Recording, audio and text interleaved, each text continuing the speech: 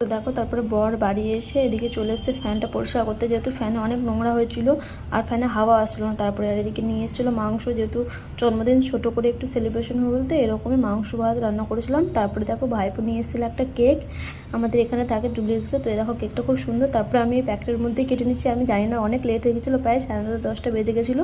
আর তখন আমার রেডিও হওয়ার কোনো ছিল না, ওই জন্য ভাবলাম এই নাইটি পরে কেক কেটে নিই। আর আমার বর তো খালি গায়ে ছিল, পরে তখন অন্য একদিন সেলিব্রেশন হবে ভালো করে। এখন পরিস্থিতি সেরকম নেই যে সেলিব্রেশন করা, তাও কেক কাটা।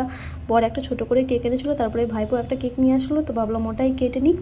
তারপরে দেখো বরকে খাইয়ে দিচ্ছে এভাবে, আর বর বলছে আগে ভাইপোকে খাওয়া। আমি বললাম না, আগে তুমি খাও, তোমাকে খাওয়ায়। তো আমার বরকে একটু খাইয়ে দিলাম, তারপরে আমাকে ও খাইয়ে দিল। খাইয়ে দেখো কেকটা পুরো পিস পিস করে কেটে নিয়েছি ভালো করে, তারপর আমিও কেকটা খেয়ে নিচ্ছি। আর এদিকে খেয়ে ভাইপোকে একটু খেতে দিলাম ভাত। আর এদিকে এক থালায় মেখেছি, সোমনাথ এখানে বসেছে, ওকে খাওয়াবো আমার বরকে। আর এদিকে আমিও খাবো মাংস দিয়ে ভাত। আর এদিকে